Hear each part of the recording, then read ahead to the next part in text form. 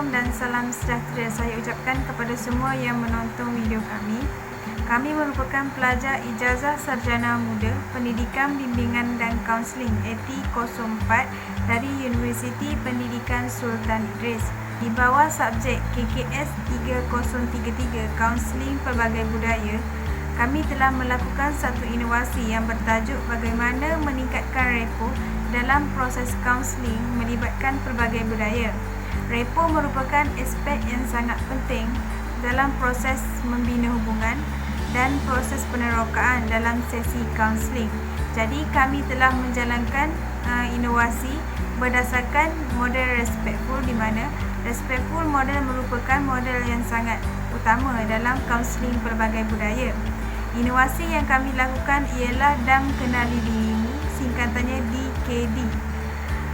Merupakan inovasi yang mana berdasarkan permainan ataupun gaming.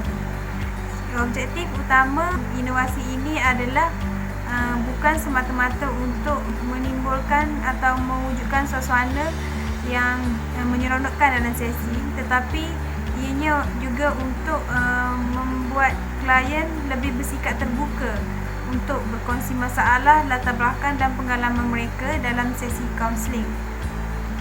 Jadi inovasi ini boleh dijalankan secara individu ataupun kelompok dan bergantung kepada kaunselor lah. Jadi untuk penerangan yang lebih lanjut, saya serahkan kepada rakan saya yang seterusnya untuk menerangkan dengan lebih terperinci.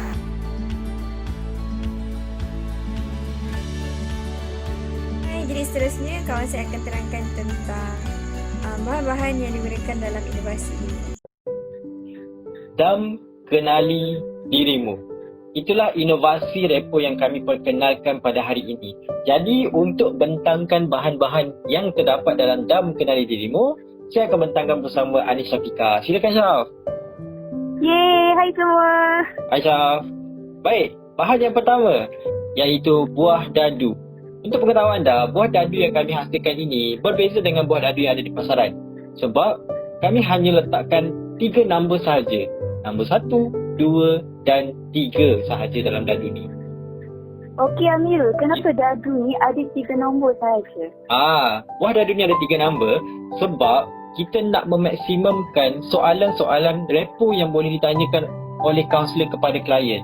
Maksudnya, klien dia tak akan jalan banyak petak. Jadi banyak aspek respectful yang boleh ditanya oleh kaunselor kepada klien tersebut. Betul tak Syaf? Oh, jadi maksudnya kaunselor bolehlah melakukan lebih penerokaan terhadap klien kan? Yes, tepat sekali. Itu buah dadu. Yang kedua, buah jalan. Buah jalan ini pula sama je dengan buah jalan yang ada dekat pasaran. Kebanyakan dam yang ada dekat pasaran ada 4 buah jalan sahaja. Jadi kami adaptasi perkara yang sama. Cumanya, kami implementasikan perkara baru dalam buah jalan ini.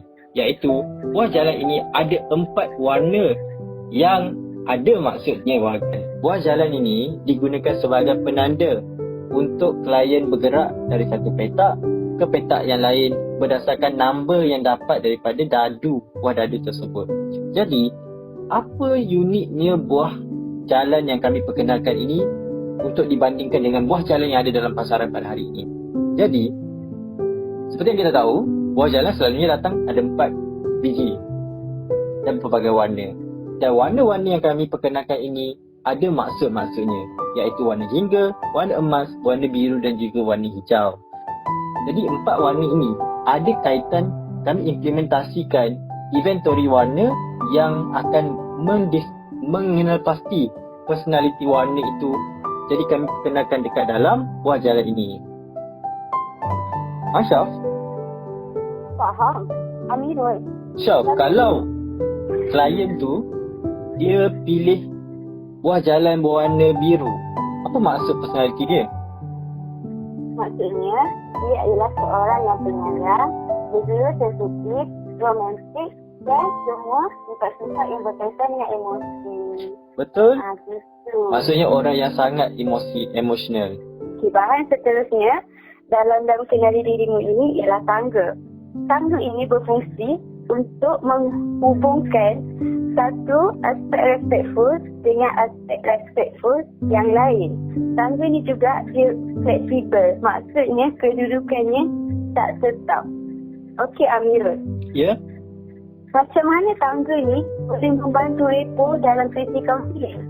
Oh, kalau dia fleksibel dan boleh diubah-ubah, jadi contohnya klien kaunselor letakkan pada petak chronological challenge dan juga petak trauma.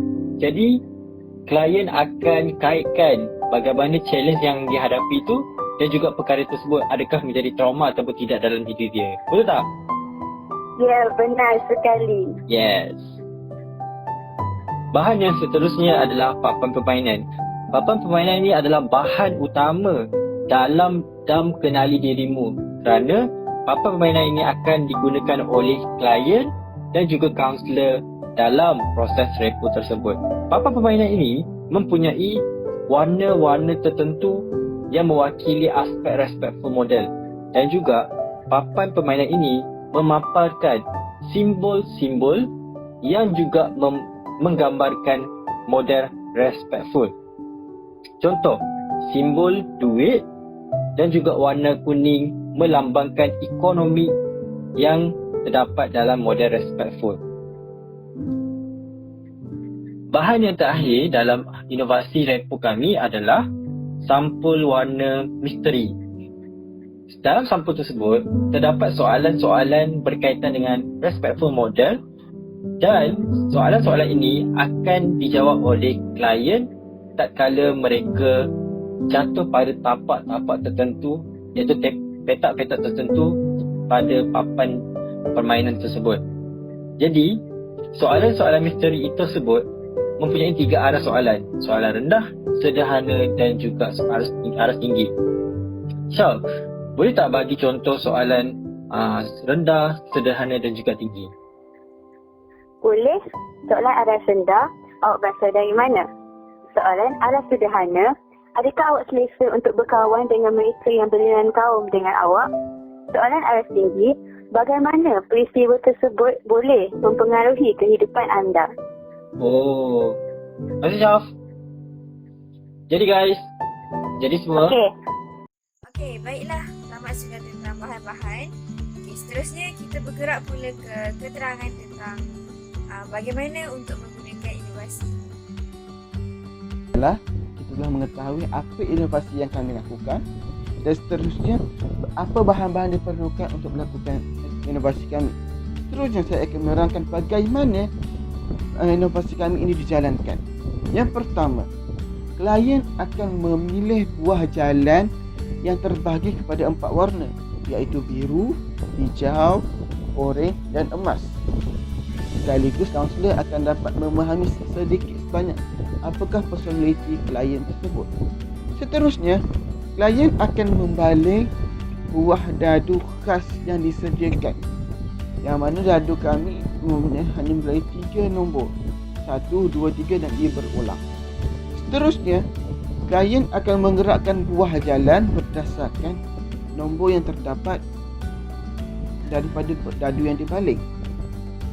Setiap petak perjalanan mempunyai soalan-soalan yang tersendiri berdasarkan 10 elemen yang terdapat dalam model respectful. Seterusnya, setiap soalan pula terdiri pada 3 peringkat iaitu peringkat aras rendah, aras sederhana dan aras tinggi. Seterusnya, klien dikehendaki untuk menjawab soalan yang diajukan oleh kaunselor dan kaunselor mestilah menanyakan soalan berdasarkan item yang terdapat dalam di setiap petak itu. Dan seterusnya, jika klien berada di tempat yang ada tangga, klien boleh terus naik ke aras yang lebih tinggi. Dan seterusnya, permainan ini akan terus berlangsung dengan keadaan yang sama sehingga klien sampai ke petak akhir. Dan setakat itu untuk penerangan inovasi yang kami akan lakukan. Assalamualaikum dan hai. Jadi saya akan menyambung pembentangan kumpulan saya dengan kelebihan dan kelemahan inovasi ini. Jadi sebagaimana yang telah diterangkan dalam subtopik pengenalan inovasi ini, inovasi dam kenali dirimu ini boleh digunakan untuk kedua-dua jenis sesi, iaitu sesi kaunseling individu dan kaunseling kelompok. Jadi di sini saya akan menerangkan sedikit sebanyak mengenai kelebihan dan kelemahan inovasi yang telah kami. Antara kelebihan yang pertama yang saya dapati dalam inovasi kami, elemen yang diterapkan dalam penghasilan inovasi ini mempunyai warna yang sangat ceria dan rangka bentuk yang sangat menarik. Klien juga tidak akan mudah untuk berasa bosan sepanjang aktiviti sesi dijalankan. Dan ini juga boleh digunakan untuk kedua-dua sesi, sama ada sesi individu ataupun sesi kaunseling kelompok. Seterusnya, kelebihan yang kedua yang terdapat dalam inovasi kami adalah kami menggunakan respectful model sebagai asas dalam pembinaan soalan-soalan dalam inovasi kami. Untuk pengetahuan semua, respectful model merupakan satu model yang holistik dan menyeluruh kerana setiap komponen yang terdapat dalam respectful model ini amat dekat dengan klien dan akan memudahkan kaunselor untuk meneroka klien. Jadi di dalam respectful model ini juga kami telah membina soalan berdasarkan 3 aras, iaitu yang pertama aras rendah, aras sederhana dan aras tinggi. Bagaimanapun, di dalam dam kenali dirimu ini saya dapat kesan beberapa kelemahan. Antaranya yang pertama, dam kenali dirimu ini tidak sesuai digunakan untuk klien yang datang dengan masalah yang kritikal ataupun serius. Sebagai contoh, apabila klien datang berjumpa dengan kaunselor dengan masalah yang sedih seperti kehilangan ayah atau tengah depresi, jadi ianya tidak sesuai digunakan kerana klien tidak akan berminat untuk menyertai aktiviti ini. Selain itu, inovasi dam kenali dirimu ini juga tidak sesuai digunakan dalam sesi kaunseling kelompok di mana kelompok tersebut merupakan kelompok yang bermasalah. Seterusnya, kelemahan yang kedua yang dapat saya kesan di dalam dam kenali dirimu ini adalah disebabkan hanya 2 orang pemain saja yang terlibat, iaitu kaunselor dan klien. Jadi ia akan menyebabkan waktu repo, pembinaan repo akan menjadi lebih lama daripada biasa. Selain itu, penerokaan yang mendalam seperti penerokaan pengalaman, perasaan dan tindakan juga tidak dapat dijalankan secara efektif. Itu sahaja daripada saya. Terima kasih. Sebagai kesimpulannya, seperti yang kita semua sedia maklum, setiap masyarakat, terutamanya Malaysia, mempunyai budaya yang pelbagai disebabkan perbezaan yang ada pada setiap individu. Contohnya dari segi latar belakang, umur, jantina, status ekonomi dan sebagainya. Tambahan pula, sebagai seorang kaunselor, penting untuk kita meraih kepercayaan dari klien dan menyediakan suasana yang selesa dan terapeutik untuk mereka. Jadi, pentingnya repo dalam setiap sesi antara kaunselor dan klien. Dam kenali dirimu merupakan inovasi yang sesuai untuk sesi kaunseling dan juga sesi bimbingan, mahupun secara individu atau secara berkumpulan. Inovasi kumpulan kami mempunyai pakej yang lengkap untuk sesi kaunseling kerana adanya repo yang mempunyai penerapan model respectful. Dengan inovasi ini, diri klien dapat dilihat dari perspektif yang berbeza dan menyeluruh. Selain itu, hubungan kepercayaan antara klien dan kaunselor dapat dijalinkan di samping menggalakkan klien untuk berasa selesa sepanjang sesi dijalankan.